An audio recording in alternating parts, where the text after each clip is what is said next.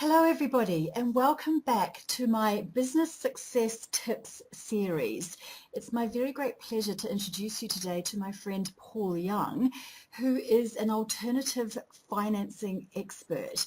And within that expertise, he's also an expert in crowdfunding, which is very much a topic of the moment. And Paul has a lot to share on this topic, so it's my pleasure to welcome him to this call today. Hello, Paul. Hi Adele, how are you? Oh, well, thank you for joining me today and talking about this wonderful topic of alternative financing and crowdfunding. You're more than welcome, and thank you for inviting me onto your podcast. Thank you. So, Paul, firstly, in case some of my listeners don't understand the term, would you please describe what crowdfunding actually means? Okay.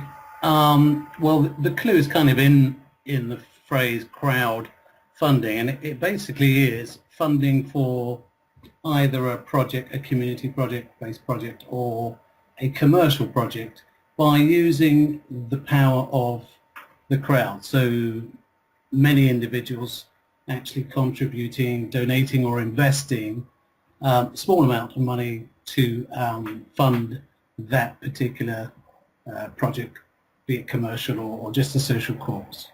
Okay. So tell our listeners about your background and how you came to be a crowdfunding and alternative financing expert. Well, it was about just over 2 years ago when I was in the process of doing SME events and setting myself up as actually something very similar to you in terms of coaching. That a friend of mine approached me and asked me to help her set up what she termed then was a crowdfunding company called Crowd Mission. That particular company was about social causes, so crowdfunding projects that had a particular social benefit. And I looked at the proposition. I knew something about crowdfunding. It was very, very new, but I'd heard about it before, and in fact had looked at it, that type of model to fund one of my earlier businesses back in 2006. So I understood the concept, but obviously it had come on a little way since then, and I jumped at the chance. So ever since then I've been immersed, if you like, in the alternative finance space. So what are the opportunities at the moment in the global crowdfunding alternative sourcing market for small business entrepreneurs? Well, there's a lot. I mean, it really has taken the globe by storm. I mean, there are now crowdfunding platforms around the world, even in China.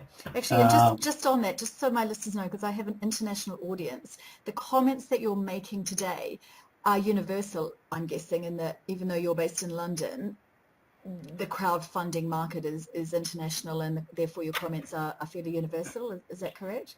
Yeah, well, I mean, I'll talk about crowdfunding. There are different types of crowdfunding. And crowdfunding is very much a generic term now, which has subsections within it.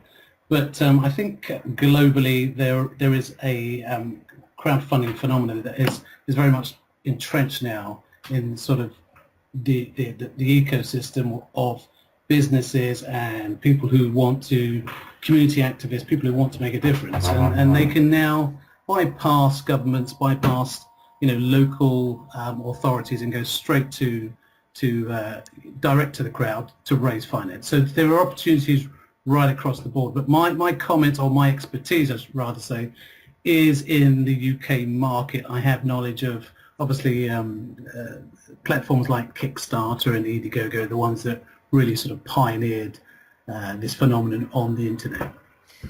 And what are some of the advantages in using crowdfunding as opposed to the traditional routes, banks, for business funding? Well, I mean, first of all, just to denote and backtrack just to slightly to go back to the different types. There are different types of crowdfunding, and you have donation and reward-based crowdfunding, which is the Indiegogo and Kickstarter model, which most of your listeners have probably heard of, and they pioneered the model back in 2008, 2009. Since then, there's been the emergence of equity crowdfunding and peer-to-peer crowdfunding. And equity crowdfunding, as it denotes, is companies who want to sell a stake of their company to the crowd, and peer-to-peer is debt-based. So companies who want to raise some sort of debt, again, directly with the crowd. The advantages are really you're cutting out the intermediary. So you're cutting out a lot of the problems that small businesses have experienced in the past, particularly going to their bank and being rejected. And I think that was very much a common thing after the 2008 crash. Companies now can bypass that and really take control of their own destiny, put on their own campaigns, their fundraising strategies, and go straight via these platforms to a group of interested investors. And this could be investors who either know the entrepreneur or agree or have some sort of affinity with their particular type of cause or project, whatever that may be. There's lots of advantages in that respect. It's opened up a whole different avenue of fundraising and finance possibilities. And is that the same for peer-to-peer, the debt side? Yeah, no, absolutely. In fact, peer-to-peer in the UK and in fact globally is the biggest chunk of the crowdfunding industry, if you like. And sometimes you'll hear me say crowdfunding, and other times you'll hear people say alternative finance, and these are words that are interchangeable. But I guess what I would say to your listeners is that peer-to-peer is very much about debt-based, lending online, if you like, is the easiest way to describe it. And both of those latter type of crowdfunding, both the equity and the peer-to-peer side, are now regulated in the UK under the FCA, the Financial Conduct Authority. So that's a very important sort of development that's only happened in the last year, whereas Indiegogo, Kickstarter, and the donation reward crowdfunding type is still unregulated. So you can just go on there, raise as little or as much as you want, and there is no regulation. Okay. Is there a typical process, if you like, for a business to get funded via the equity crowdfunding model or even the debt crowdfunding model? Well, I think it goes back to your previous question in terms of the differences. It's a very different type of approach if you want to raise money via a crowdfunding platform, as opposed to what you would have done traditionally going to a bank or perhaps to an angel VC, or in yesteryears. Now what you have to do is very much approach this as a marketing campaign. I think it's always useful to bear in mind is when you are crowdfunding, you are literally marketing your business and testing it out there in the market as you are trying to raise funds. So it's just as important that you are ready for that sort of crowd engagement, that interactivity via social media and via your wider social network. And in that respect, you're doing this very much in the public eye. So you have to bear that in mind when you go to this type of go through this type of particular strategy to raise finance. It's very different than holding a meeting with an angel behind closed doors where there's only you and that person perhaps sitting in the room and no one else knows. Here you're doing it in the full glare of public, and that has both advantages and of course some downsides as well. Yeah. So what do entrepreneurs need to do to create a crowdfunding proposal, and what are the likely costs to that business? That's a good question, Adèle. They first of all they have to prepare themselves and get themselves investment ready, just like they would do for any other type of finance, external finance that they want to come into to be invested into their enterprise. So they have to have, for example, a business plan. And that business plan has to be to cover all the financials, look at the market, the competition, the management team, the problem, the solution, all the fundamental tenets that you would cover in a normal business plan. And then they need a pitch deck, so a much more sort of short and truncated version of that business plan and an executive summary that goes with that, so they can put all of that online. So it, if a potential investor wants to look at the whole business plan, if they've got the time, then they can do that. But if they just want to get a sort of an overview, then they can just look at the pitch deck or the executive summary. They also need to, and this is very important, they need to put up a video of the whole of the proposition that they're putting to the crowd. And videos are, like everywhere on the internet, incredibly important, because this is where you sell your story, and in fact this is where you grab the viewer's attention. If you don't get their attention, they're just going to move on. So it's really important that if you're thinking about doing this, you think about it in terms of a marketing campaign with the video, the story, right at the center of the campaign. Does that make sense? Oh, well, indeed. In fact, someone I know loosely supported a campaign in America. I think the guy wanted, I think it was about $1 million for a product he had developed. It was very groovy, and did this amazing video, got backed by a fairly high-profile person, and he was funded by to $10 million. It was unbelievable, but the video was professionally done. It was stunning. I mean, I wasn't interested in contributing myself, but I was really taken by the video. That sounds like the Pebble Watch campaign, actually. No, it was in Australia they'd say an esky. It was a what do you call them? When you go out camping or go to the beach for the day and you have a what do you call those things? That you take all your beer and your alcohol and your food. Oh, one of those cold packs. Yeah, cold pack. Yeah, well, I don't know what you call them in England, because we don't go to the beach in England. We go to the beach in the southern hemisphere. But Australia, they call them eskies, and I've completely forgotten what we call them in New Zealand, because it's so long since I've done it in New Zealand. But it was something like that. But it was very clever, very, very clever. Yeah. Well, I mean, that's the case. In fact, I was going to mention, I mentioned the Pebble Watch because it's probably the most famous of the Kickstarter sort of success campaigns, where they raised something like just over, I think it was $10 million in about 37 days, something like that. And it was an incredible campaign, and their video was obviously centered to that and the story that they told. But there's a lot of preparation, planning and preparation, as you can imagine, that goes on. It's not just about putting the video up online and get it funded. So just in that situation, if you want $1 million and you get funded by 10, do you get the 10, or do you have to just take the $1 million? No, you can take the 10, but you have to. In the Kickstarter scenario, the Kickstarter is based upon rewards.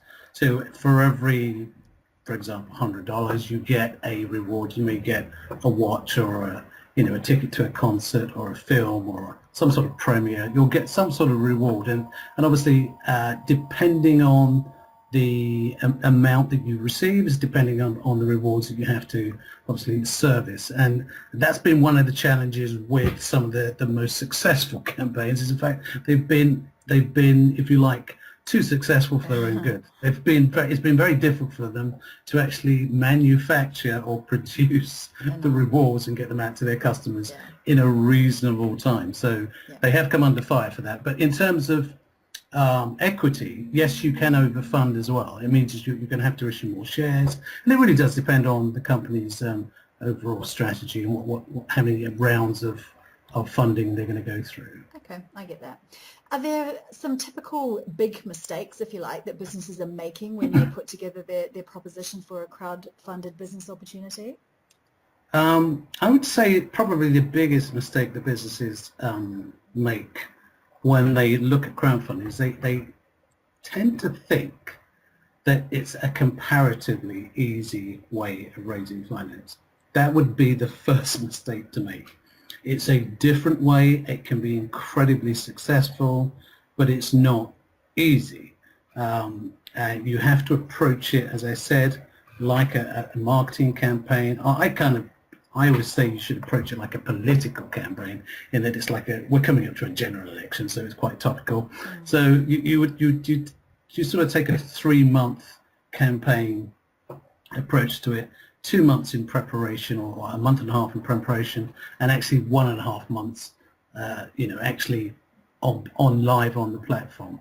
But before that, if you're thinking about going at any stage, if you're listening to this and you're thinking, crowdfunding is definitely an option, you should start now in terms of your social network. Start building up your social network as much as you possibly can, so that you're in a position that when you do go live, you can start bringing a crowd to the table. Yeah, well, actually, I know someone who crowdfunded a book that she wrote on social marketing, and I think they funded it to the tune of 5,000, and that was what she needed to get the book out there. And she did it with her audience that she teaches day in, day out about social media. So the proof was in the pudding in that situation. Absolutely. It's not just about bringing a crowd. It's about bringing a tribe of fans, people who you engage with, who listen to you, who follow you, who respect you, and obviously you have some sort of relationship with them. So, because if you're going to start asking people for money, it doesn't matter that it's part of your database or your mailing list. They're not just going to cough up. Yeah, agreed. Is there a typical type of project or business that's often getting crowdfunded, be it via debt or equity at the moment? There's been some research on that, and it seems to be that on the donation and reward side, so the Kickstarter model, that things like films, consumer electronics, video games do particularly well. In terms of the equity side, then it's much more varied pictures. So you tend to see B2C, or business to consumer, crowdfunding campaigns do quite well because they have a strong social base, and in fact many of the companies actually come with a customer base already because they're in a different stage in terms of their business cycle. So you'll find that B2C companies do particularly well. Retail, drinks, again, a lot of biotech and medtech companies are doing quite well at the moment. So yeah, I think there's no company that can't crowdfund, but it's about obviously it's about the business proposition first and foremost, but it's also about your, if you like, your fan base, your social tribe, your customer base. Yeah. Do you have any stats on how many projects or businesses that are actually getting the funding via crowdfunding at the moment relative to the number of projects that are put online? Again, there's a lot of variation. There's no definitive research on that. Some crowdfunding platforms actually claim a very high success rate, as high as 80%.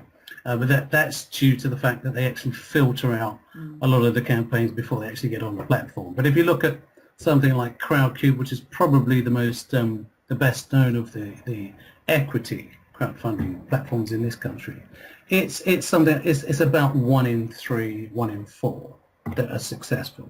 But again, there is a lot of self-filtering that goes on there beforehand. The platforms don't just take any crowdfunding, any campaign.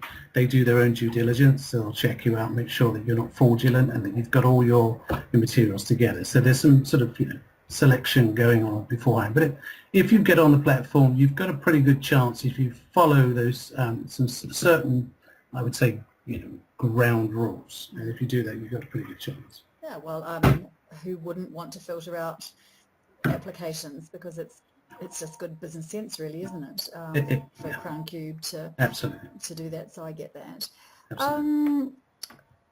So why should an entrepreneur talk to someone like you, an alternative financing expert, crowdfunding expert, before they head off to get a project up and running as a crowdsourced option? Well, they don't have to, actually. I mean, they could actually do it on their own. There's a lot of information out there on the internet, and that's the same with anything you do nowadays. You don't necessarily have to source an expert or somebody who claims to be an expert in that field, you can actually do it yourself. It's just slightly quicker and probably easier to get somebody on board who has experience and who's, if you like, is keeping abreast with what actually works out there in the market, because there are some very common errors that take place. And I mentioned one about underestimating how hard it is to actually to crowdfund, but there are lots of others that companies normally make, and you can see them doing it over and over again. So I guess bringing someone on board like myself will allow you to sort of avoid that. You're learning from other people's experience rather than your own. Mm. And do you have 3 key tips you would give an entrepreneur who is thinking about looking at this funding route and what they should be considering as they go down this avenue? I would say they all begin with P. Prepare your crowd, prepare your social network way in advance of any crowdfunding campaign, and you should be doing that anyway in terms of your normal business strategy anyway. I would say prepare your pitch, and it's very important, and be very thorough in terms of that. Don't skimp on things in terms of videos. There are some campaigns where you can see the videos perhaps not as professional as it ought to be, and it really does affect how people view the overall company. It could be a fantastic product or service, and the video just lets it down. So prepare your video, the storyboard, spend some money, invest some money in that type of thing. And I would say lastly, prepare the campaign. So you should know what you're doing 30 days in advance of actually going live on the platform. So make sure that you've got all your press releases lined up, that you've got news stories, that you're ready, you've resourced the campaign properly. You should have one person who's going to be working almost full-time on that campaign, because you have to engage with the crowd, you're going to have to answer a lot of questions, you're going to have to get a lot of information out there, and the more you can prepare for that in advance, the better equipped you are going to be to sort of deal with any things that you haven't legislated for. So I would say prepare, and prepare. And just on the legislation piece, are there any legal issues that need to be thought about when heading down this route? Well, in terms of the donation and reward side, so if you went on Indiegogo, for example, you need to just be wary that the law is not going to come after you, but you will lose all credibility if you don't actually fulfill the rewards or the orders that you said you're going to fulfill. And that's affected quite a few companies who have been very successful in terms of raising money, but haven't actually been successful in actually keeping the customer base that they've worked so hard to win via the crowdfunding campaign, because they haven't delivered the rewards on time. So bear that in mind in terms of if you're going to go down that route.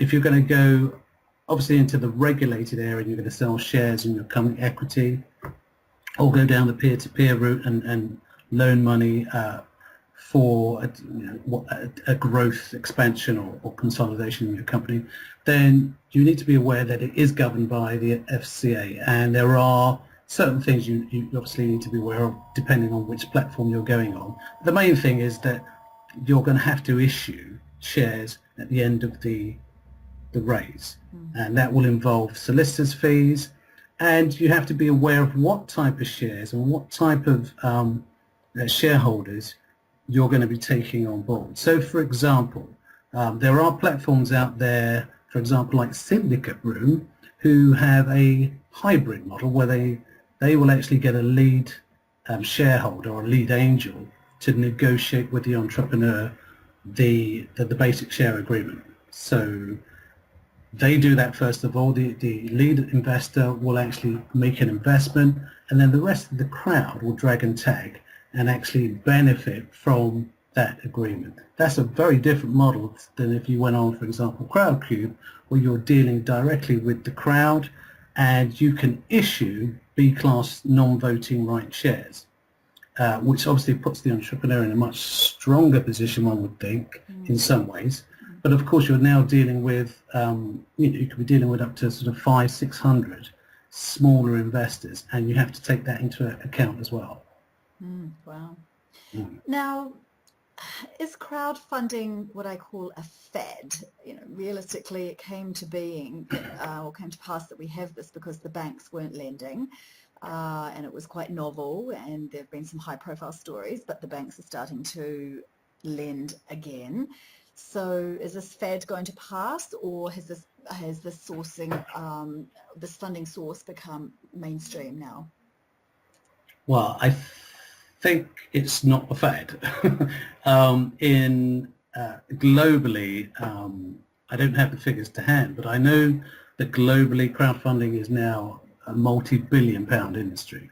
And I do have some figures for the UK market in particular, because there was a report that came out at the end of last year from Nesta and Cambridge University, and crowdfunding in the UK alone in 2014 was worth about 1.7 billion pounds, and that's from a standing start from say 2010, 2011 to 1.74 billion, and they estimate that in 2015 that will triple.